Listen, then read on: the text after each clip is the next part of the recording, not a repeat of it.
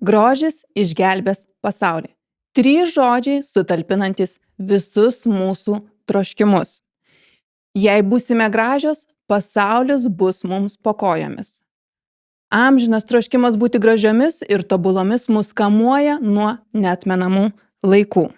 Juk kai moteris graži, pasaulis suklumpa. Ne iš meilės, o iš bejėgiškumo. Dažnai mes pasvajojame apie savęs patobulinimą grožio peiliu, apie naują, dailesnę krūtinę arba riestą nosytę. O galbūt kartais išvaizdos pokyčių trokšta mūsų antrosios pusės. Tad šiandien be recepto drąsiai kalbamės apie plastinę chirurgiją su chirurgijos klinikos Nordklinik grožio peilio specialiste, plastinės ir rekonstrukcinės chirurgijos gydytoja Eglė Dobilinskė. Sveiki, Eglė. Sveiki. Gydytoja, gal galite trumpai papasakoti apie save? Esate plastinės ir rekonstrukcinės chirurgijos gydytoja. Kodėl ši specializacija, šis sritis? Ir kas jūs džiugina dabar darbe?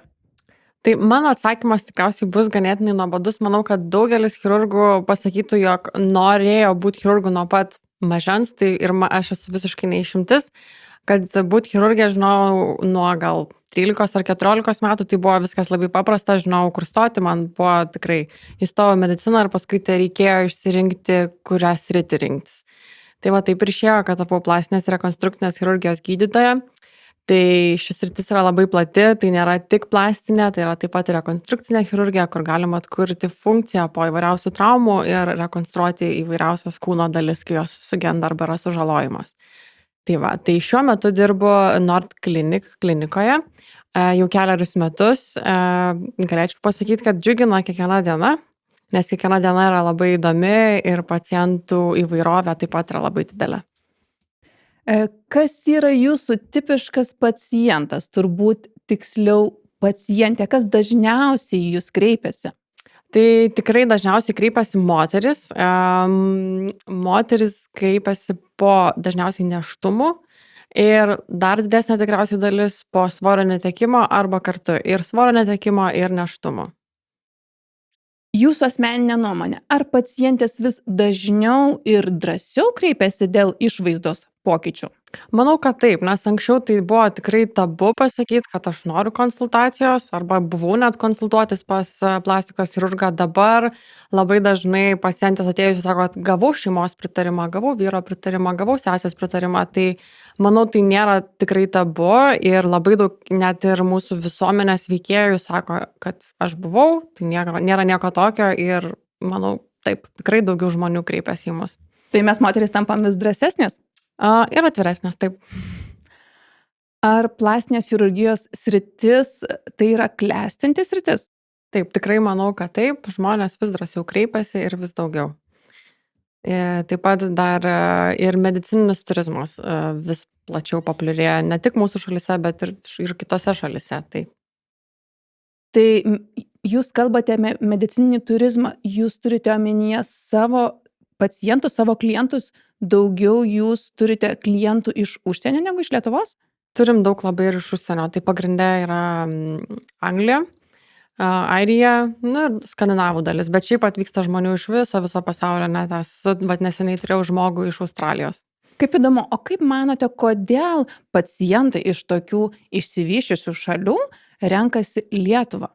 Aš manau, kad anksčiau buvo tikrai dėl finansinių galimybių, nes viskas tikrai yra ženkliai pigiau, bet dabar kiekvieno savo paciento, kuris atvažiuoja, aš paklausiu, kodėl pasirinkot mūsų kliniką, tai sako, dėl to ne tik, kad yra finansiškai labiau apsimoka, bet taip pat kokybė yra labai gera. Tai tiesiog žmonės vertina ne tik finansinę pusę, bet ir dėl to, kad mes ganėtinai nedaug sugebam duoti labai daug. Tai mes visgi galime didžiuoti savo švietimo sistemą ir savo alma mater. Tikrai taip. Išmokino, ko reikia. Aha. Pasakykite atvirai, kiek dažnai, kai ateina žmonės, nesidžiaugiantys, nusivylę savo išvaizdą, bando spręsti psichologinės problemas arba netgi pagerinti tarpusavio santykius? Šiaip negalėčiau pasakyti, kad labai daug tokių pacientų galėčiau skaičiuoti gal ant 2 rankos pirštų. Dažniausiai pastebėjau, kad tokie žmonės būna, kurie dirba eteryje arba su ekranais, kaip sakyt, mūsų influenceriai, arba visuomenės veikėjai, kurie daug filmuojas ir save labai stebi per ekranus ir tada jiems tokios nepastebimos problemos tampa labai pastebimos. Ir tada jie nori kažką keisti, bet dažniausiai mūsų atsakymas būna, kad viskas yra gerai, nereikia. Tai dažniausiai, kai pastebim, kad yra tik psichologinis dalykas, tai mes, aišku, tų operacijų neatliekam. Tai visgi žmonės esantis viešumoje yra labai savikritiški? Aš manyčiau, kad tu į save labai daug analizuoji, į save labai daug žiūri ir tau pradeda kristi dalykai į akis, kurie yra absoliučiai normalūs. Ar būna, kad į konsultaciją ateitų dviese, vyras ir moteris, pora, ir ką pakeisti diktuoja partneris? Ką darote tokiais atvejais, jeigu pasitaiko? Šiaip būna, retai, bet būna. Dažniausiai tada pacientai sakau, kad jūs būsit pacientė, jūs vaikščiosite su tais būsimais pokyčiais ir kaip jūs norite, tai jūs gulsitės po peiliu. Niekados nėra buvę taip, kad kažkas labai užginčytų ir sakytų, ne aš čia sprendžiu. Dažniausiai tas, kuris jau nurodinėja, pabaigia tą daryti ir su paciente vis tiek mes paskui jau galim ir privačiai pasikalbėti, randam tą bendrą kalbą. Bet šiaip dažniausiai tai žmonės ateina kartu su vyru, moteris ateina su drauge, su mama, su sese ir labai dažnai tas būna ne kažkoks įtaka bloga, bet palaikymas, tai tą labai gražu stebėti. Kad moteriams pasiruošti pokyčiams reikia šiek tiek padrąsinimo iš šalies. Taip. Ar įmanoma apibrėžti porų tipus, kai partneris nori keisti antrosios pusės išvaizdą? Stereotipiškai įsivaizduojame, kad tai vyresnis, žinoma, turtingas vyras ir jauna moteris. Ar aš teisi? Ne, tikriausiai. Kiek tokių yra buvę, tai taip, dažniausiai tai yra vyras tas, kuris ten nurodinėja, ką, kaip daryti. Aišku, koks jų ten finansinis statusas, sunku pasakyti, bet aš manau, kad čia gal labiau toks santykių tipas, kur tiesiog žmogus remiasi kitą žmogų ir labiau jo klauso. Tai ko tie vyrai nori iš moterų? Ko jie nenori? Tai bent pasakykite, ko noriu. Tai dažniausiai vis tiek eina kalbos apie krūtis, bet ir šiaip jiems įdomu ir šitos tokios techninės pusės, kur randas bus, kurioj vietoj bus, net nebūtinai, kad jisai nori, kad čia kažkaip pagal jį būtų. Tiesiog vyrai kartais uždavinėja labai daug tokių įdomių techninių klausimų, kaip kas yra atliekama. Tai vyrai turbūt nori didesnių krūtų. Šiaip nebūtinai, vyrai visai protingai kartais renkasi ir padeda. Padeda pasirinkti tinkamą dydį. Taip. Ateidami į kirpyklą klientai rodo nuotraukas, kaip jie norėtų atrodyti. Ar ateidamos pas jūs klientės atsineša nuotraukas, kaip jos norėtų atrodyti? Pasakykite, kas šiandien yra idealios krūtinės etalonas. Tai šiaip būna, kad tikrai ateina ir aš kartais net ir labai džiaugiuosi, kad ateina, kai ypatingai tai liečia tą patį krūtinės implantų parinkimą, tada aš suprantu ne tai, kokio jinai dydžio nori, bet kokios formos ir kaip tada aš galėsiu jai padėti parinkdama tą tinkamą implantą, nes dabar dėja, bet natūrali krūtinė, kai ateina pacientai ir sako, aš noriu natūralios krūtinės, tai dažniausiai nebėra natūrali krūtinė. Tai jos tau parodo tą paveiksliuką ir tu supranti, kad čia nieko gyvo nėra natūrali krūtinė. Tai nėra milžiniška krūtinė, bet tai yra pilnas viršutinis krūtinės polius, kad jinai būtų graži be liemenuko, kad nereiktų liemenuko. Tokia dabar yra tendencija. Bet tai nieko neturi bendro su natūralumu dažniausiai jau. Kas gal, nežinau, gal ir nėra blogai, bet visai jau kitaip žmonės įsivaizduoja natūralią krūtinę. Tai mes turbūt įsivaizduojam natūralią krūtinę, kad jinai yra nedidelė. Nedidelė, standi, pilnu viršutiniu poliumi ir kad jai nereikia liemenuko. Principą taip. Kaip manote, ar socialiniai tinklai ir nuomonės formuotojai turi įtaką tam, kaip mes norime atrodyti? Labai, aš manau, kad būtent iš ten ir iš Instagramo ir iš visų kitų tinklų yra atėjęs va toks natūralios naujos krūtinės tipas. Nes jeigu mes žiūrim, kaip atrodo modeliai ir influenceriai ir kas tik nori, kas save vaizduoja, tai yra visosgi suknelės su atvira nugara, su atvira priekiu, nėra jokių liemenukų ir krūtis yra gražios, standžios ir pilnos. Tai manau, kad tikrai labai daug turi įtakos ir gaila, bet galbūt kartais tai iškreipia tą požiūrį į savo kūną. Ypatingai gaila žiūrėti, kaip jaunas merginos žiūri į save ir kaip paskui galbūt iškreipia savo požiūrį į savo kūną. Na, iš kitus. Tai kokios dabar žvaigždės ar influencerės krūtų nori visos? Nepasakyčiau, kad atsineša konkrečiai kažko, tiesiog yra labai daug tų vadinamų screenshots, tiesiog prisifotografuoja ekranų nuotraukų, kopijų įvairiausių žmonių ir prieš ir po nuotraukas, tai tiesiog yra visiškai žmonės be vardo, iš Instagramo, iš Google, kur tais norit. Bet tikrai nebesneša, kad noriu Andželinos Žolinosios. Nebe tas, ne jau viskas. Na, aš galvojau, kokios čia dabar žvaigždės noriu krūtų. Aš pagalvojau apie Kim Kardashian, bet turbūt jau čia outdated, Ne, jau čia old times. senas reikalas. Nes jos krūtinė netrodo absoliutiškai natūrali. Ne, ten jau, tokių retai kada žmonės nori. Gerai, kad bent kažkas baigėsi. Taigi egzistuoja visgi mados, kalbant apie plastinę chirurgiją, būtent apie krūtis. Taip. Tai dabar nori visi natūralių, standžių piemenaitės krūtų. Nu, iš principo galim sakyti ir taip. Kokios būna, kai tau yra 16. Bet dėja tas laikas eina. Gravitacija yra labai žiauri visiems. Ir jos vis žemyn. Taip, kaip ir viskas. Kaip ir vokai, ir pats kūnas, tiesiog mes senstam, tikrai nejaunėjom, yra labai daug pokyčių, neštumas, svorio pokyčiai. Tai tiesiog labai kūnas keičiasi ir kaip ir gali kažką padaryti, bet kažkai kada labai sunku tą priimti.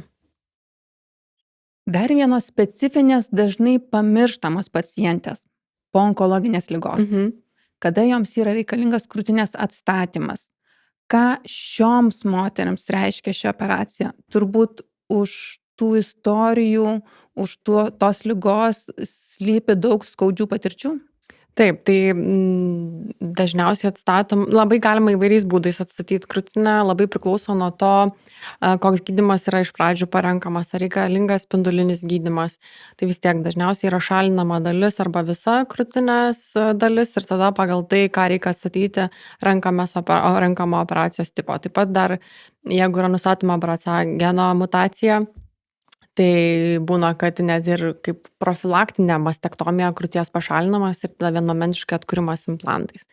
Tai iš pradžių onkologinės pacientės visą laiką nori išgyventi, kad viskas būtų gerai, o kai jau praeina tas sunkus laikotarpis, aišku, atsipalaiduoja ir tada jau pradeda, iš pradžio sako, man nesvarbu, jūs tik padarykit, kad aš būčiau sveika, o paskui jau tas požiūris, jau kai jos pasveiksta, jau tada galim užsiimti įvairiais dailinimais. Tai va, bet šitos operacijos yra labai svarbios ir tiesiog tikrai labai labai pagerina gyvenimo kokybę, nes tu prarandi savo moteriškumą, aš taip įsivaizduoju, kai netenki vienos arba netgi 2 krūtų. Tai maždaug po kiek laiko po, sakykime, krūties arba dalies pašalinimo arba pilnos rezekcijos, po kiek laiko moteris gali kreiptis į plastikos chirurgus? Tai vis tiek, jeigu yra pašalinta krūtis ir, tarkim, yra taikomas spindulinis gydymas, tai turi tas gydymas būti baigtas, turi būti remisija. Dabar tiksliai nepasakysiu, kiek tiksliai metų reiktų kalbėti su onkologais, bet dažniausiai 3-4 metus, kad būtų tikrai remisija ir viskas būtų tvarkoje, tada galima galvoti arba apie implantą, arba rekonstrukciją. Bet būna, kad, kaip ir sakiau, profilaktinės operacijos metu dedamas implantas, kad tą krūtį rekonstruoti. Ir taip pat, jeigu nėra šalinama visa krūtis ir žinoma, kad ten toliau gydymas bus spindulinis arba ne, taip pat galima dėti ir rekonstruoti krūtį implantu. Taip pat galim naudoti įvairiausius kūno lopus. Dažnai būna, kad sukamas pilvo raumenų lopas, paimamas aplamai lopas kaip ant kraujagyslinės kojytės, kaip laisvas lopas ir taip yra rekonstruojama krūtis, tai yra įvairiausių būdų. Tik yra labai labai individualu, tai tikrai negalėčiau pasakyti, kad dabar jeigu moteris serga krūties vėžiu, tai vat jūs ten tik po kažkelių metų. Tiesiog dažniausiai viskas sprendžiasi vienu metu. Jeigu, pavyzdžiui, moteris prasirgo ir jinai naujai ateina kaip nauja pacientė, kad kažką daryti, mes dažniausiai rekomenduojam, kad ta remisija būtų bent kelis metus, kad onkologai patvirtintų, kad tikrai viską galima daryti. Bet jeigu jinai jau serga ir yra operuojama, tai dažnai daro viską vienmomentiškai, bet vėl labai priklauso nuo situacijos. Bet šioms moteriams įmanoma pilnai atkurti krūtinę? Taip. Aišku, jinai nebebus kaip natūrali krūtinė, čia bet koks kaip ir operuotas organas nebebus kaip natūralus visiškai, nes vis tiek bus randas. Randas kaip randėja labai sunku kartais įvertinti kaip randėja audiniai ir kaip jie sugis, bet tikrai galima atlikti ir atkurti krūties audinį ir bei spenelį. Tai labai džiugu, nes šioms moteriams turbūt, kaip jūs ir minėjote, tai grįžta pasitikėjimas savimi. Taip. Tu išgyvenai Taip. ir vėl gali būti moterim. Taip, visiškai teisingai. Prarandi plaukus, prarandi krūtis. Bet viskas yra pataisoma, kai jos pasveiksta, taip. Tai labai džiugu. Viena, kaip jūs minėjote, iš dabartinių tendencijų yra natūralumas. Ir turbūt visgi sunku suderinti grožio peilį su natūralumu. Tai ta natūrali krūtinė, jūs iš pirmo žvilgsnio vis tiek matote, kad tai yra atlikta operacija, taip? Šiaip, kaip, jeigu po rūbais žmogus būtų, tai gal ir taip tikrai galėtum pasakyti, kad ir neatlikta. Bet aišku, jeigu jau nusirengia ir jau vertini pacientą, tai gali matyti, kad buvo atlikta. Bet tikrai galima pasiekti tokių rezultatų, kur net nieks neįtartų, kad kažkas yra daryta. Tai kai jūs matote, scrollinat Instagramą ir pamatote kažkas influenceris, iškart jūs turbūt klikas. Operacija. Šiaip operacija. Manau, kad labai daug gerai atliktų darbų mes net nežinom, kad jie yra atlikti, nes jie yra nepastebimi, jie tiek yra geri, kad nieks net negali pasakyti, kad žmogus darėsi plastinę operaciją. Tai va ten, manau, yra geri darbai. Tai čia tikro meistrau darbas, taip? Švelnus potėpis. Taip. Brangesnės ir daugiau kainuojančias procedūras galima pirkti išsimokėtinai. Kiek dažnai tokia galimybė naudojasi jūsų pacientės? Kiek dažnai tiksliai negaliu atsakyti, bet tikrai žinau, kad yra tokia galimybė ir žmonės to naudojasi. Tai va. Tai iš tiesų, jeigu tu tikrai labai nori, tos naujos krūtinės yra viskas įmanoma, taip? Smagu. Jūsų specializacija, kaip jau už pokalbio ir suprato žiūrovai, yra krūtinės plastika. Dažniausiai mes girdime tik tais apie krūtinės didinimą, bet juk yra ir kitokio tipo operacijų. Taip, begalės. Darome taip pat krūtų mažinimą, krūtų pakelimą, deriname kartu ir didinimą, ir pakelimą vienu metu. Ir žinoma, patį krūtų didinimą implantais, riebalais, kombinuotą krūtų didinimą implantais, riebalais. Tai tikrai kiekviena situacija labai labai individuali. Ir ją kiekvieną vertinti reikia skirtingai, bet tų operacijų yra daug. Tai visgi, kokia yra jūsų tipiška pacientė, klientė? Tai sakykime, yra moteris tarp 30-40 metų, po vieno, turbūt dažniau 2 nėštumų, tai? Dažniausiai taip, jo, teisingai sakot. Tarp 30-40, taip sakyčiau, aišku, būna tam ir jaunesnių, ir vyresnių. Dažniausiai po nėštumų. Jeigu ne po nėštumų, tai dažniausiai po didelio svorio netekimo. Čia tokia užmiršta yra plastinės chirurgijos sritis, kad mes taip pat atliekame operacijas daug svorio netekusiems žmonėm, kur yra ne tik, kad pasmukusios krūtis, bet pasmukęs visas absoliučiai kūnas. Tai darom ir pilvo plastikas, ir šlaunų plastikas, ir žastų plastikas, ir viso ko plastikas, kad pašalinti tą odos perteklių. Tai va tokia dažniausiai pacientė. Ir po nėštumų, ir po svorio netekimo. Aišku, būna ir vyrų. Tai po nėštumo ir žindymo turbūt krūtinė praranda savo standumą ir, kaip jūs minėjote, gravitacija veikia. Taip, dažniausiai. Nėštumo žindymo metu mūsų krūtys ženkliai padidėja, paskui baigiam žindyti ir tada viskas susitraukia. Ir tampa spanielio ausys. Taip. Tai dažniausiai būna, kad susitraukia ir pasmunka ir nebelieka tūrio, arba labai išdidėja ir nebesumažėja ir tada nori jas susimažinti. O mažinimo metu vis tiek atliekam to pačiu metu ir pakelimą. Tai krūtis yra pakeliamos ir pašalinama dalis audinių. Tai gal galite papasakoti, kokia yra visa krūtų istorija jūsų klinikoje, jūsų praktikoje, nuo pirmos konsultacijos iki galutinio rezultato? Tai vis tiek pacientės kreipiasi konsultacijai. Konsultacijos metu išsiaiškinam, aišku, ir gretutinės ligas, ko pacientė serga, ar rūko, ar nerūko, visas smulkmenas, kad žinotumėm, ko mums tikėtis ir iš pačios pacientės. Ir tada įvertiname jos lūkesčius, ko jinai nori. Tada priklausomai nuo to, aišku, ką galim jai pasiūlyti.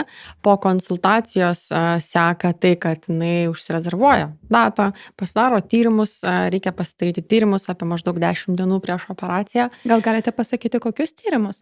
Tai bendras kraujas, biocheminis kraujo tyrimas, taip pat kraujo krašumai, elektrokardiogramą užrašom jau pas mus klinikoje ir visus šitus tyrimus, aišku, įvertiname ir jeigu viskas yra gerai, galima daryti operaciją. Bet tai turi būti nesenesni negu 10 dienų. Tada atvyksta pas mus pacientė į kliniką. Dažniausiai pirmiausia susitinka chirurgas su paciente.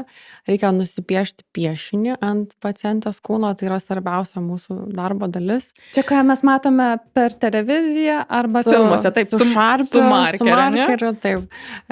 Be to piešinio sunkiai galėtumėm kažką be padaryti, kai jau pacientas guli ant stalo, nes viskas pasikeičia.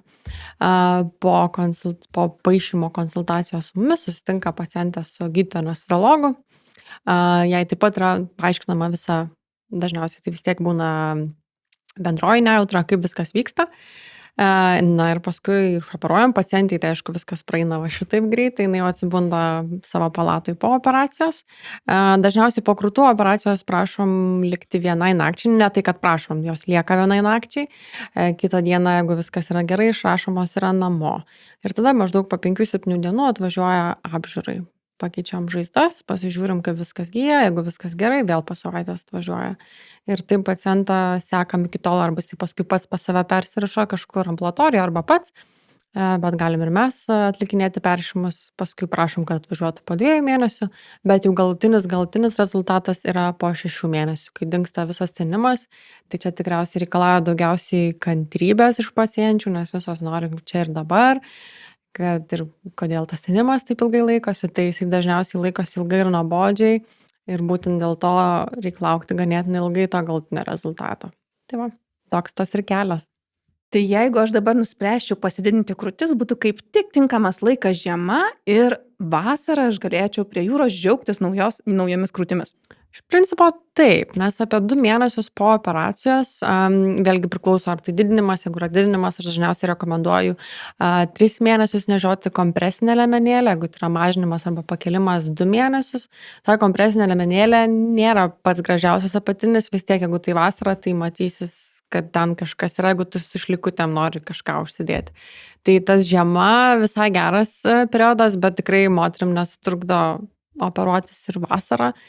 Viskas su tuo yra gerai, nes daug kas atostogų turi. Tai vat, bet jeigu dabar išsioperuotume, tai jau vasarą drąsiai. Tai geras planas, numesti svorio iki vasaros ir naujos krūtis. Taip. Metų tikslai. Bet su svorio metimu, vėlgi, jeigu pavyzdžiui meta svorį, tai mes dažniausiai prašom, kad apie 4-6 mėnesius svoris būtų stabilus. Kodėl? Nes jeigu, pavyzdžiui, darom krūtų pakelimą ar krūtų mažinimą, o žmogus yra aktyvioji svorio metimo fazėje, tai padarom operaciją ir jeigu jis vėl toliau meta, vėl viskas išsileidžia ir vėl gali tekti koreguoti. Dėl to mes visą laiką rekomenduojam pasiekti savo tą svorį, kurį tu jau norėtum išlaikyti ir jį palaikyti pastoviai. Kad nebūtų taip, kad paskui vėl laikiausi daug dietos, vėl daug priaugau ir vėl kažkas čia atsitiko, nes labai krūtis, ir visas kūnas reaguoja į svorio pokyčius ir automatiškai tada gali tas mūsų darbas nueiti. Šunien uodegos. Taip. Tai pirmiausia kūdinamės. Tada palaikom. Ir tada daromės. Tada darom. Naują krūtinę. Taip. Minėjote apie vyrus. Tai papasakokit. Vyrų tikrai ženkliai mažiau, ženkliai, bet tikrai ateina. Dažniausiai tai būna žmonės irgi po metimo, svorio metimo. Tiesiog irgi reikia daryti plastikas, pilvo plastikas, 360 pilvo plastikas, kur realiai pjūvis eina aplinkui. Žastus, šlaunis, tai yra tokie patys pacientai kaip ir moteris, kurios vargina odos ir riebalų perteklius, daugiausiai tai odos. Taip pat dar viena dalis vyrų, kur ateina taip pat pasitvarkyti krūtinės, tai mes tai vadinam ginekomastija, kuomet dažnai tai būna sportininkai, kurie dėl hormonų vartojimo tiesiog išvešiu krūties liauką ten, kur vyrų neturėtų būti, bet būna ir tada ją reikia pašalinti, kad vėl būtų plokščia viskas ir gražu. Tai va, tai dar dažnai tokia didelė dalis vyrų būna. Ir aišku, taip pat veido operacijos. Nosios plastika, vokų plastika, veido patempimai, jų šiek tiek gal mažiau, bet irgi būna. Kadangi lietuviai mes esam labai smalsus, aš esu ypatingai smalsi, tai koks yra tipiškas vyras jūsų pacientas? Kaip charakterio savybė, ar? Tai pasakykit ir tą. Amžius? Irgi manyčiau, kad 30 plus, tarp 30-40 kamuojamas mano jau minėtų tų problemų. Ir tiek tikriausiai. Nėl kažką per daug apie jos pridurti. Tai gal kai artėja vyras link vidurio amžiaus krizės? Nemanau, žinok. Aš manau, kad tiesiog būna ir labai jaunų vyriškių, kurie užsisportuoja, pavyzdžiui, ir tą liauką išveža. Arba tiesiog nuo prigimimo tiesiog jinai tokia būna. Tai aš manau, kad yra vyras, kuriam tiesiog nusibodo matyti tos trūkumus, kurie trukdo gyventi. Tai va, yra toks. O santykis vyrų ir moterų koks yra tarp pacientų? Moterų ženkliai daugiau. Nežinau, taip galėčiau pasakyti, gal per mėnesį būna kokie 3-4 gal vyrai. Gal pas chirurgus, kurie operuoja daugiau veidus, nosis plastikas, aš, pavyzdžiui, nosis plastikų netlieku, tai pas juos, manyčiau, daugiau, didesnis tas procentas, bet tai pas mane, tai labai mažai vyrų. Tai vyrų retenybė. Kuo techniniu požiūriu skiriasi krūtinės didinimas, pakelimas ir mažinimas? Juk tai visiškai skirtingos operacijos. Tai didinimas, tai reikia išsirinkti, kaip jį darysime. Jeigu tai yra implantai, tai tada mums reikia išsirinkti tinkamą dydį pacientai. O čia yra jau visiškai atskiras mokslas, tiek pačios pacientė, išsiaiškinti, kokio jinai nori lūkesčio, kokio dydžio. Aš visą laiką rekomenduoju rinktis implantą atitinkantį krūtinės formą ir patį dydį. Jeigu, pavyzdžiui, esu labai labai smulki ir dės labai didelį implantą, tai atrodys tiesiog kvailai ir neproporcingai ir negražiai. Taip pat stengiuosi nebrukti didelių implantų. Aš manau, kad didelis implantas ateityje gali būti didelė problema, nes jis yra sunkus. Sunkus implantas yra didelė apkrova audiniams, gravitacija dar geriau tada veikia prieš juos ir tada tiesiog viskas dar labiau gali smukti žemyn. Tai va, tai su implantais yra tikrai didelis labai darbas tiek pacientės lūkesčius išsiaiškinti, tiek jeigu, pavyzdžiui, būna labai užsispyrus, kad noriu, draugė įdėjo 350, aš irgi tokį noriu, bet pacientė yra 1,55 m, sveria 40 kg. Tai bus per didelis toks implantas, net fiziškai gali netilpti krūtinės ląstą.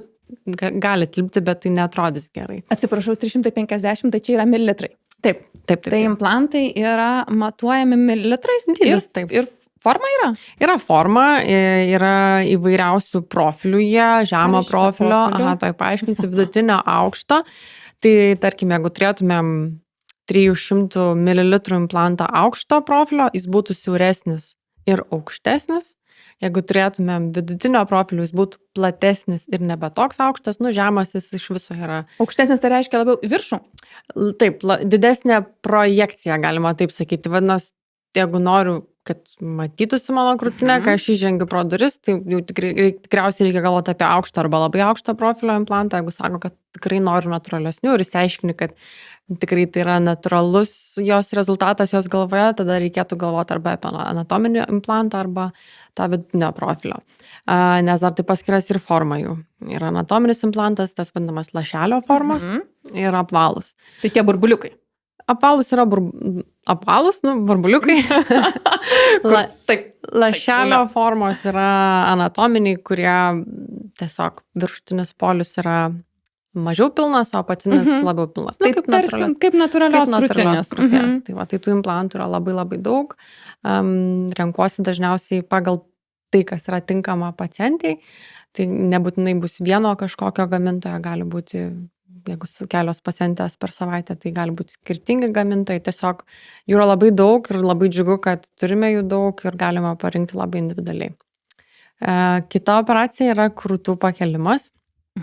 Dažnai pacientės įsivaizduoja, kad jeigu pakelsiu krūtis, jos labai sumažės, bet yra technikų, kur leidžia išsaugoti absoliučiai visą krūties tūrį ir tiesiog pakelti krūtį ten, kuria yra vieta. Tai jos labai nustemba, kai sužino, kad galim išsaugoti absoliučiai visą tūrį ir tiesiog performuoti kaip natūralų implantą, kaip pacientės natūralių audinių implantą. Ir kita operacija yra krūtų mažinimas, krūtų redukcija, taip moksliškiau. Tai dažnai irgi pacienčių klausimas būna, ar jūs mane pakelsit, kai ją sumažinsim, tai visą laiką analogiškai ir vyksta jos pakelimas ir tuo pačiu jau sumažinam iki kokio dydžio jinai pageidauja, bet čia vėlgi kartais gali mus riboti anatomija. Jeigu, pavyzdžiui, ateina labai didelės krūtis ir jeigu jinai sako, aš noriu B dydžio krūtų, tai tikėtina, kad techniškai tai bus sunkiai įmanoma arba reikia paaukoti spenelio gyvybę. Kartais tada siūlom daryti su laisvu speneliu. Bet dažniausiai visą laiką rekomenduojam išsaugoti absoliučiai visus audinius. Tai vėlgi reikia labai įsiklausyti pacientą, ko jisai nori, kokio iš tikrųjų dydžio pageidauja. O kaip yra su randais? Tai irgi būna klausimų, ar tikrai ir liks randas, tai dėja neišmokom dar taip operuoti, kad ten, kur pjūvis, ten bus randas. Tik tais krūtise yra geras dalykas tas, kad dažniausiai vis tiek randas yra aplink areolę, apvalus, tada vienas vertikalus ir kitas horizontalus, kuris eina palei krūtį. Tai vertikalus tas randas dažniausiai, jeigu nėra gyjant jokios patologijos, sugyja labai gražiai. Horizontalų uždengia pati krūtis, tai vizualiausias randas yra realiai aplink spenelį. Jis būna tiesiog balta linija. Bet esant absoliučiai normaliam gyjimui, tie randai po metų, 2 ar 3, aišku, gali pasakyti, kad ten yra randas, bet tikrai nėra kažkas labai labai blogai. O kaip, pavyzdžiui, pačios krūtinės jautrumas, ar nepasikeičia po operacijos? Gali pasikeisti. Realiai, jeigu yra didelė krūtinė, kuo daugiau mažinsim, tuo pasikeis jos gali jautrumas. Tai aš visą laiką pacientės perspėju, kad jautrumas speneliuose jis gali dingti. Aš visą laiką sakau, kad toks kaip loterija, jis gali atsirasti, gali neatsirasti. Tai čia yra tokia, kaip ir problema, jeigu galvojant apie žindymą vėlesniu laikotarpiu, nes vis tiek turi būti jautrumas tų spenelių, kad veiktų laktacija. Tai jeigu nėra speneliai jautrus, tai tikėtina, kad ir žindyti gali būti problemų. Bet gali būti ir viskas gerai, čia toks loterija. Nebegalima ignoruoti to, kas vyksta pasaulyje. Lyties keitimo operacijų. Nors kol kas mūsų valdžiai sėkmingai tą sekasi daryti. Lietuvoje yra taip pat translyčių asmenų. Vėlgi labai netikėta valdžiai. Ar turėjote tokių pacientų vyrų, kurie norėjo moteriškos krūtinės? Turėjau, aišku, tai nebuvo lietuviai pacientai, tokie pacientai atvyksta taip pat iš svečių šalių, juos mes irgi priimam tik tais, kaip sakyt, patikrinę padinamuoju stiklu, tai yra pacientai atvykę su psichiatrų išrašais, kad tai yra tikrai žmogus, kuriam ta operacija bus naudinga. Tai turim pacientų ir vyrų, kurie nori krūtinės ir taip pat, kai moteris nori tapti vyru, ta vadinama viršutinę, angliškai top surgery, kad tiesiog pasišalinti krūtinę, tai atlikti mastektomiją. Tai taip, turim tokių nedaug, bet turim. Bet kaip minėjote, tik tais užsieniečiai Lietuvoje dėja... Nėra tekę matyti dar tokių, aš nesu tikra, ar tai yra... Ne, pas mus dėja yra tai nelegalu, nes lyties keitimo įstatymas yra sustabdytas. Taip. Mes labai sėkmingai apsimetam, kad Lietuvoje translyčių asmenų nėra. Ar viską, ką norisi padaryti, yra įmanoma? Tikrai ne. Tai reiškia, jeigu aš ateinu ir sakyčiau, žinokit, aš jau dabar noriu F dydžio implantų. Tikrai ne. Aš visą laiką stengiuosi įtikinti pacientę, kad renkamės tuos implantus, kurie tiktų kūnui. Tai jeigu ateina pacientė ir sako, kad aš noriu ten 600 ml krūtinės, aš tikriausiai sakyčiau, ne, aš nesu jūsų chirurgas. Tai vat. Ir tikrai būna, kad tiesiog nesutampa pacientų. Matai, kad tiesiog paciento lūkesčiai netitinka, ką aš įsivaizduoju apie žmogaus kūną. Ir aš matau, kad aš jų neišpildysiu ir jis bus nepatenkintas ir aš būsiu nepatenkinta. Tai aš manau, kad turim sėdėti toj pačioj valtyje su pacientu, nes čia yra ne tik, kad aš išoperavau ir žmogų paleidau, vis tiek tai yra tavo pacientas, kuriam laikui net ir labai labai ilgam. Tai jisai vis tiek ateis ir po pusės metų pasirodyt, galimai ir po metų ir matysi, kad galimai bus negerai vėliau. Tai ką tada pacientė daro? Trepteli kojam ir išeina? Šiaip gal netrept, būna, kad kurios nuliūsta ir tikriausiai eina ieškoti kitų pacientų. Aišku, mes nei vieno neišvarom, aš dažniausiai sakau, kad antros nuomonės pasiklauskit, visą laiką gerai ir antrą, trečią išgirsti, galbūt išeina pas kitą kokį chirurgą. Būna tikriausiai taip. Bet ir Lietuvoje, ir užsienyje yra tikrai pavyzdžių, kada implantai, nežmoniško dydžio, tai yra protų nesuvokiama. Tai kas tada juos ten indeda? Tai vis tiek tikriausiai randa kas. Šundaktaris? Aš nemanau, kad šundaktaris, gal tiesiog kiekvieno chirurgo tipažas ir jo požiūris gali būti labai labai skirtingas. Čia šitas sritis nėra tokia, kur paskaičiau vadovėlyje ir radau tinkamą atsakymą. Vis tiek žiūri ir kitų chirurgų tendencijas.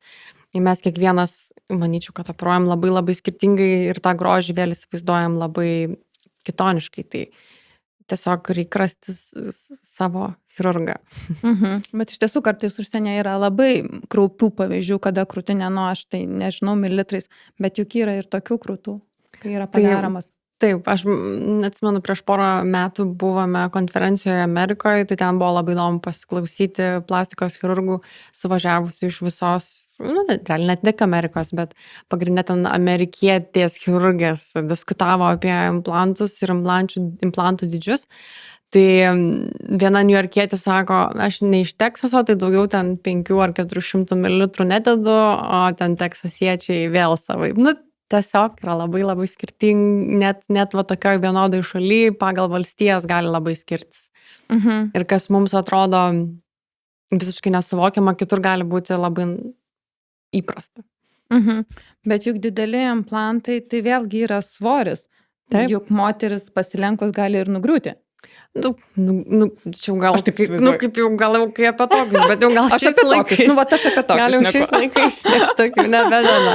Bet ne veltui moteris su dideliom krūtinėm nori susimažinti jas, nes vis tiek, sako, skauda pečius, skauda kaklą, įvaržos būna liemenėlių, labai šunda po krūtimi ir labai dažnai moteris, kurios susimažina krūtinę, arba netgi ir tos, kurios išsiema implantus, būna ir tokių, kurios nori išsimti ar pakeisti mažesnius, arba iš viso jų netekti. Jos taip ateina į perrišimą ir sako, o Jėzau, kaip gerai, sako, aš net atsities galiu. Tai dėl to dideli implantai nėra protingas sprendimas. Didelio. Aišku, vėlgi, jeigu ateina moteris 1,90 m ir su plačiais pečiais, irgi tokių yra, tai jei tas 400 ml atrodys, net nepastebėsi, kad ten jo įdėjai. Tai čia vėlgi labai labai individualu, gal nereikia taip absoliutinti ten 5 ar 400, tai yra tiesiog individualu, bet jau ten 600-700 jau yra toks. Riba. Toks jau, jo. Tai koks tas dabar tūris, daug maž populiariausias, jūs minėjote, kiekviena tai pacientė individuali, bet vis tiek kažkoks yra trendas. Manyčiau, kad toks einamiausias vis tiek yra dydis. Tas implanto dydis, nes vėlgi jo gali būti ir forma, ir projekcija skirtinga, bet manyčiau 250-350. Tam diapazone. Toks sveikas, kaip sakyti. Natūralus dydis. Taip. Dabar galvoju apie moteris, kurios atlieka krūtinės redukciją. Tai galbūt tos pacientės visgi šiek tiek skiriasi nuo tipiškų jūsų pacienčių. Turbūt šio tipo moterų būna ir vyresnių gerokai, kurios visą gyvenimą kentėjo. Jau kiek galima. Aš jau pavargau. Tikrai ateina ir 70 metų moteris, ir 60 įvairiausių. Net ir labai jaunų ateina, pavyzdžiui, 18 metų. Tiesiog jinai sako, man tie 12 ir jos užaugo. Ir aš tiesiog sako, nebegaliu, nes dažniausiai kuo didesnė krūtis, tuo jinai greičiau tos pačios gravitacijos veikiama slenka žemyn. Tai moterų amžius tikrai labai įvairus ir visos labai dažnai sako, kodėl aš to nesidariau anksčiau. Taip. Ir tiesiog verkia kartais net iš laimės. Tai kurios pacientės būna laimingesnės po operacijos? Ar kur pasididino, ar kur pasimažino? Tos, kur susimažino. Susimažino? Tikrai? Nes toks, matosi, net palengvėjimas yra. Tiesiog atrodo, kaip tu didelę naštą paėmė ir nusimetė nuo kaklo. Sakytumėm nuo pečių, bet dabar ne nuo pečių numetėm. Bet vis tiek pečių skausmas sumažėja, kaklo skausmas sumažėja. Liemenėlę, sako, visą sudeginsiu, rūbus visus pakeisiu, nes vis tiek, jeigu esi nedidelė, bet krūtis labai didelės, tai marškiniai visi nebetink. Labai daug rūbų tave ir pradeda riboti. Tikrai jos, aišku, ir visos laimingos būna, bet tos, manyčiau, kurios susimažina, toks atrodo.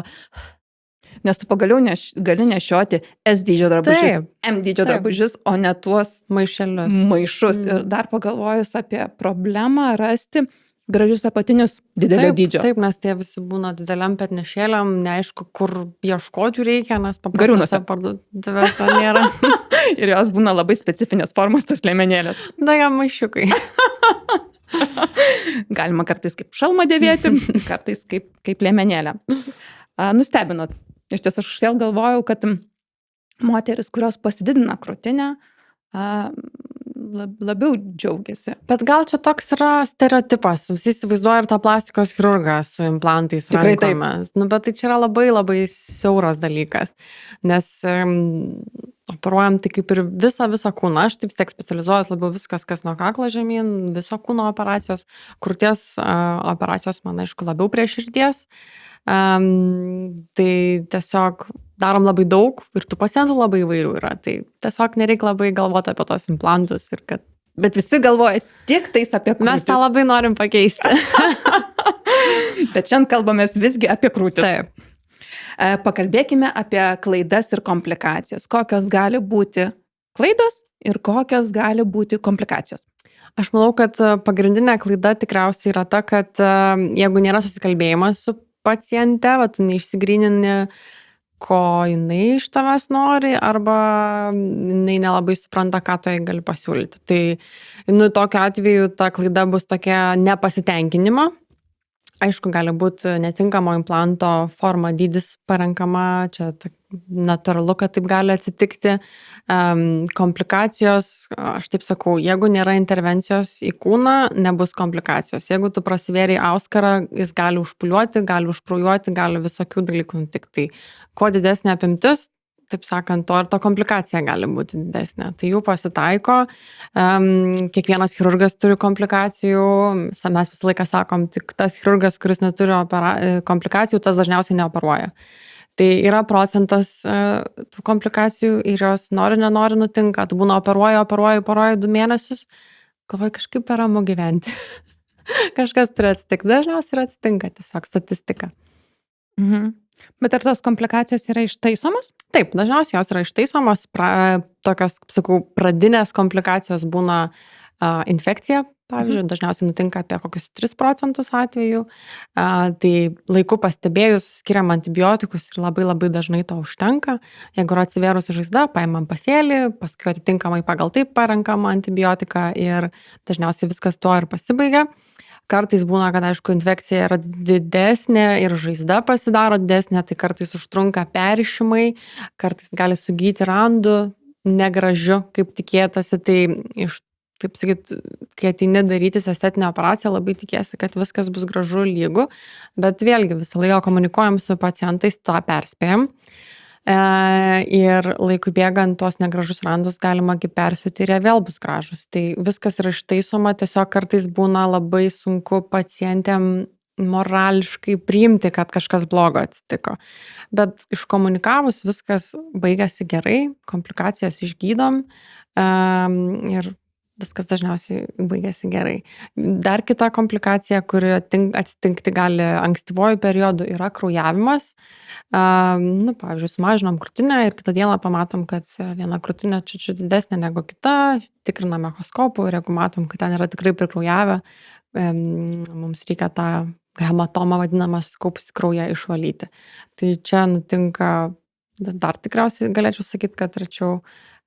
Tai va, o komplikacijos vėlesnės, kurios gali nutikti, tai yra, kaip minėjau, randėjimas, pavyzdžiui, nelabai gražus. Implanto padėtis, jinai gali būti vienas implantas aukščiau, kitas žemiau.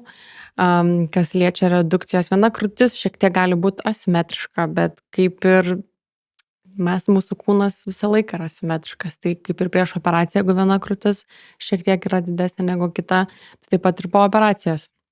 Šiokia tokia simetrija gali išlikti, tobulos simetrijos pasiekti yra neįmanoma. Tai va.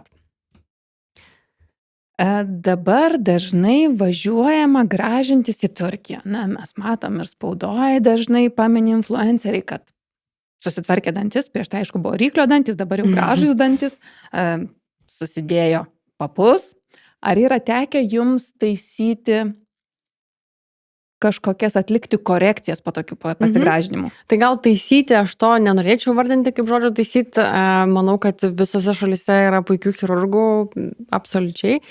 Tiesiog bėda yra ta tikriausiai, kad kai tu išvažiuoji į kitą šalį, tau padaro operaciją, vis tiek ten neišbūsi nei mėnesių, nei 2, nei 3, o kadangi tai nėra vienkartinis dalykas ir gydymas yra ilgas, tai tikrai būna tų pacientų, kurie pasidaro kažkur operaciją toliau, bet jau paskui su kažkokia bėda kreipiasi į tave, kad tu galėtum jam pagelbėti. Ir tai nebūtinai yra kažkokia klaida, bet vis tiek jau esam arti čia. Tai tekia yra operuoti kitų chirurgų, ten pavyzdžiui būna darytas pakelimas ir implantai ir pavyzdžiui pacientė staiga vėl pastojo. Ir vėl krūties forma pasikeitė. Ir tada man vėl tenka ar tai keisti implantą, ar vėl pakartotinai atlikti pakelimą. Tai dažniausiai važiuoja, aš manyčiau, kad po krūtų operacijų pacientės, kur tenka, taip sakyti, antrą kartą lysti. Ir dažniausiai tai yra labai labai sudėtinga tos antrinės operacijos, nes jau tenka dirbti su randais, labai sunku jau prognozuoti, kaip sugis vėl antrą kartą tiek implantas, tiek jo pozicija, tiek pati krūtis, nes jau viskas yra labai pakitę. Viskas yra kaip iš naujo. Tai va. Tai turbūt labai svarbu rasti pasitikėjimą su savo gydytoju. Manau, kad taip, nes... Ir pasirinkti tinkamą. Manau, kad vis tiek tu turi pajusti su žmogum, kad gali jo pasitikėti, kad suprantat, apie ką abudu šnekat, kad būtų toks savitarpio pasitikėjimas, nes nenagus čia visgi nusilakuoti, nes tai nėra, kad paėmiau ir padarau ir paleidau žmogų. Vis tiek seki jį, prašai, kad atvažiuotų pasirodyti po kažkiek laiko. O jeigu jau pasidarai kažkur toli Turkijoje, tai vis tiek tą pat, Ir vėlgi, kultūriniai skirtumai, pavyzdžiui, kaip jūs minėjote Amerikoje, gigantizmas. Vėl Turkijoje galbūt kažkoks kitoks yra trendas moters kūno suvokimas negu pas mus Europoje. Gali tai būti sunku labai prognozuoti, nes kažkaip neseku aš tų chirurgų, ką jie ten veikia, bet jeigu taip rinktis pačiai reiktų kažkokį chirurgą, tikriausiai stebėčiau darbus klinikos, ką kelia, kad tiesiog būtų pasitikėjimas, kad žinotum, kur tu važiuoji ir pas ką važiuoji. Tai tiesiog svarbu, kad būtų geras, ta prasme, nuotraukų portfolio, kad tikrai žinotum, kur tu važiuoji, atsiliepimus labai svarbu įsivertinti. Tai vad gydytojai, jūs ką ir paminėjote, pacientijai renkantis kliniką arba gydytojai svarbiausia peržiūrėti nuotraukų Aš manyčiau, kad portfolio. Pažiūrėti, ar patinka, ką klinika daro iš principo. Taip. Atsiliepimus ir Google reviews padeda, taip? Taip, ir Google, ir Trustpilot, mūsų, pavyzdžiui, konkrečiai klinika, tai turi didelę ir pacienčių grupę, tai vat. Ar atkreipti kažkokius dėmesį, kažkokius sertifikatus, ar jie turi įtakos? Na, žinoma, gydytojo licencija tai yra must. Tą patį noriu sakyti, kad jau be licencijos geriau. Visą laiką tikriausiai smagu ir pažiūrėti, ar chirurgas lankosi kažkokiose konferencijose, ar nesėdi ten baigęs universitetą, niekur nesidomi, tai dažniausiai būna po kiekvieno chirurgo, kaip sakyti, dosie surašyta, ką jisai lankęs, ką matęs, kokiom priklauso organizacijom ar draugijom. Bet aš tai manyčiau, kad vis tiek, kaip sakyt, darbai kalba už save. Bet Lietuvoje gydytojams apskritai yra privaloma kelti kvalifikaciją, nori ar nenori. Faktas, taip, tu turi susirinkti tam tikrą skaičių valandų. Taip. Tai visgi tai vėl kelia pasitikėjimą Lietuvos gydytojais. Taip. Yra tekę girdėti mitų, kad implantai nuodija organizmą. Ar yra dar kažkokių keistų mitų, kurių girdėjote iš pacienčių? Gal tikriausiai ne. Jo, būna klausimas, kad klausia, ar nesukels vėžio, ar nesukels implantų ligos.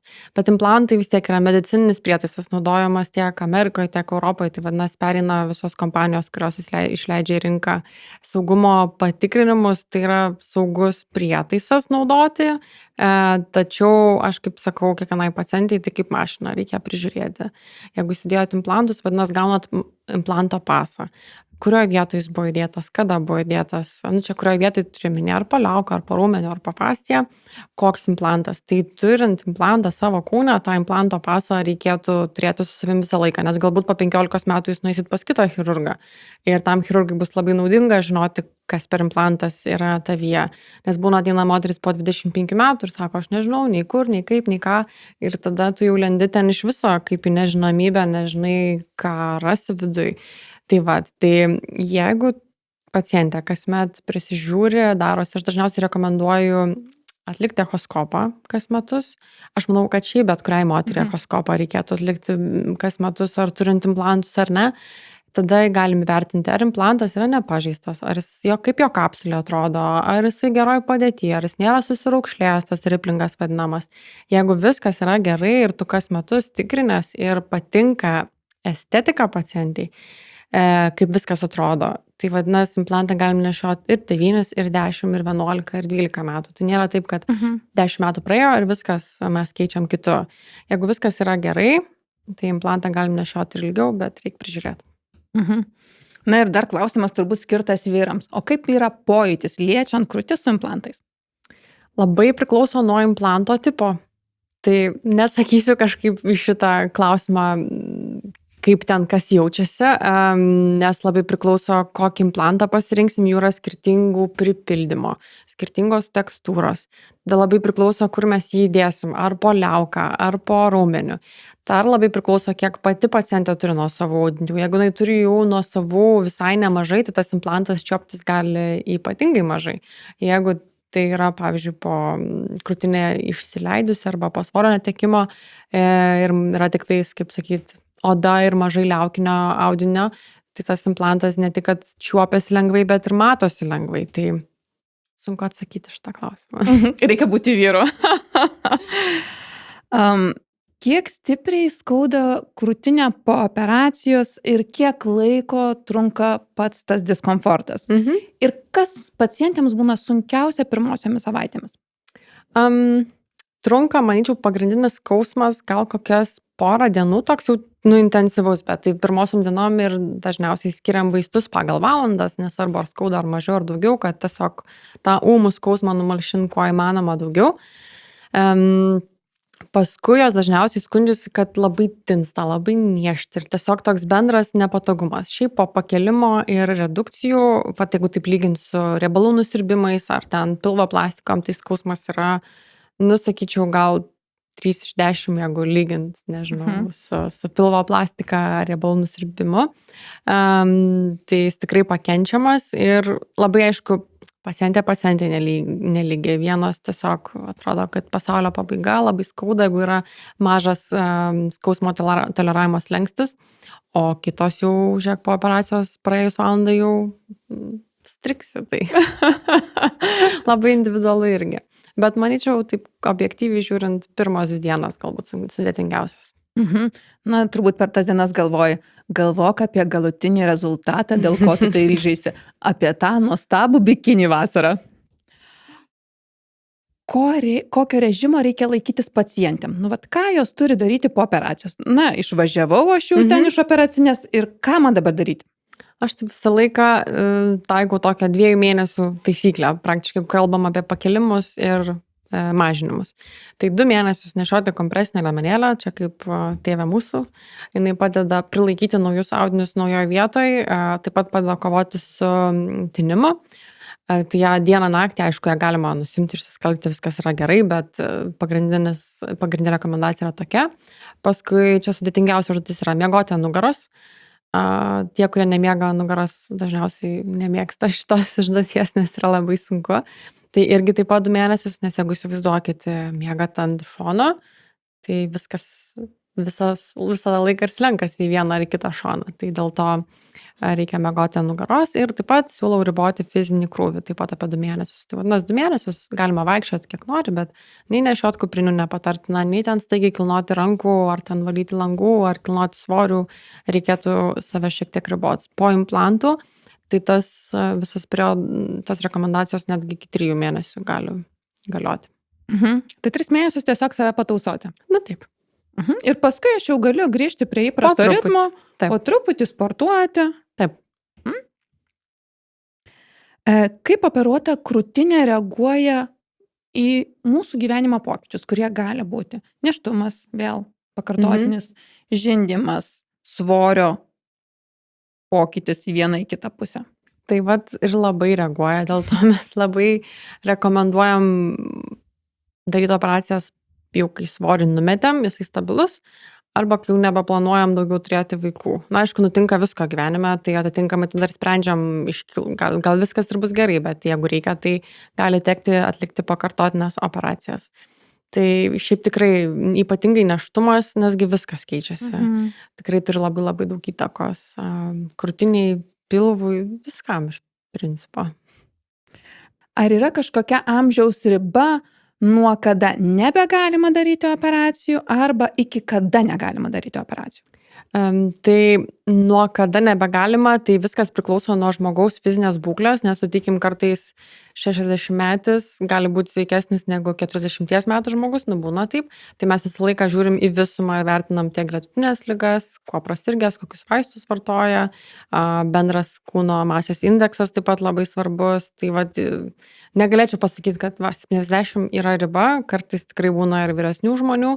Na, o nuo kada, tai vis tiek jau būna, kad operuojam ir vaikus, pavyzdžiui, ausų plastiką, būna, kad mažiem vaikam darome tai įvairaus amžiaus, bet kas liečia krūtinę, tai aš vis tiek manau, kad kūnas jau turi būti susiformavęs, jau pilnai turi būti subrendęs ir suaugęs žmogus, tai 18 metų jau galim sakyti, kad jau laikom suaugusiu žmogum. Tai ar yra tekę turėti 18-mečių pacienčių? Tiek mažinimui, tiek didinimui, pagalvoju, gal 18 didinimui ir nėra, bet yra jaunų žmonių, tikrai. Kokį patarimą galėtumėte pasakyti moterims, kurios nori, bet dvejoja? Siūlyčiau pasikonsultuoti su plastikos chirurgu, jeigu net ir su keliais, kad tiesiog pasižiūrėt bendros nuomonės ir skirtingų nuomonių, kas yra rekomenduojama ir galbūt tai padės apsispręsti, nes vis tiek konsultacijos metu jums papasakos absoliučiai viską. Ko tikėtis, tada jūs pasakysit, ko tikėtis. Pasakys, ar tie lūkesčiai yra įmanomi, ar galima operacija atsižvelgiant visas gretutinės ligas, rūkymus ir absoliučiai ką atsinešiu su savimi tą operaciją. Tai manau, kad konsultacija būtų pirmasis žingsnis, jinai dažniausiai atsako absoliučiai visus klausimus ir tada padeda apsispręsti arba į vieną arba į kitą pusę. Ir vėlgi konsultacija tavęs neįpareigoja. Ne. Tu tik tai sužinosi specialisto nuomonę ir vėlgi turėsi laiko pamastyti ir priimti galutinį sprendimą. Tikrai nieks nespaudžia, aš matau, jeigu pacientas dvejoja, aš kaip tik rekomenduoju palaukti, pamastyti ir kai jau esi pilnai apsisprendęs, tik tada sutikti.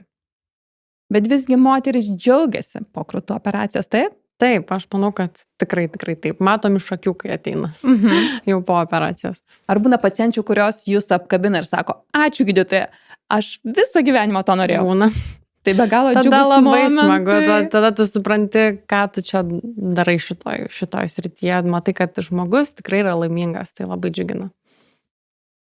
Kur jūs, gydytoja, galėtų sutikti pacientai arba pacientės, jeigu norėtų pasikonsultuoti su jumis ne tik dėl krūtinės plastikos, nes kaip minėjote, nesuabsoliutinam plastikos chirurgų vien tik tais su krūtine. Taip. Tai šiuo metu dirbu Nord Clinic klinikoje ir tik čia ir dirbu. Tai galite mane rasti visą laiką ten. Tai ten jūs visą laiką ir būnate ir dirbate pilnu etatu ir jūs pacientai gali sutikti nuo pirmadienio iki penktadienio. Nu, net kartais ir savaitgalį, taip. Jūs planuojate operacijas atsižvelgiant į pacientus, taip? Savaitgalį neoperuojam, bet vis tiek būna, kad būdim, aplankom savo pacientus, tai visko būna ir savaitgaliais, bet planinis darbas vis tiek vyksta pirmadieniais, nuo pirmadienio iki penktadienio. Ir paskui jūs pacientė jau lydite viso sveikimo metu, taip? Taip. Gydytoja, pabaigai. Koks yra jūsų laimingo gyvenimo receptas be recepto? Aš visą laiką galvoju, kad reikia džiaugtis šią dieną ir tiesiog stengtis būti bet kokia kaina laimingu, kad ir kas besuteikia tą laimę, stengtis ją pasiekti. Ir tiesiog gal linkėjimas pacientams ir pacientėms, kad neabsoliutinkim irgi to grožio, tai nėra viskas. Tiesiog žiūrėkime visumą. Tai turbūt geriausia, kai vidinis grožis koreliuoja su išoriniu grožiu ir atvirkščiai? Taip. Ačiū gydytoja už pokalbį. Ačiū, kad skyrėte laiko. Tikimės, kad mūsų Eglės ir Rasos pokalbis praskleidė žiūrovams plastinės chirurgijos užkulisius. Visos mes norime būti gražios, bet moteris gražiausia tada, kai jos akys šypsosi. Šiandien be recepto atsisveikina ir kaip visada jūsų klausimų lauksime komentarų skiltyje. Iki pasimatymo.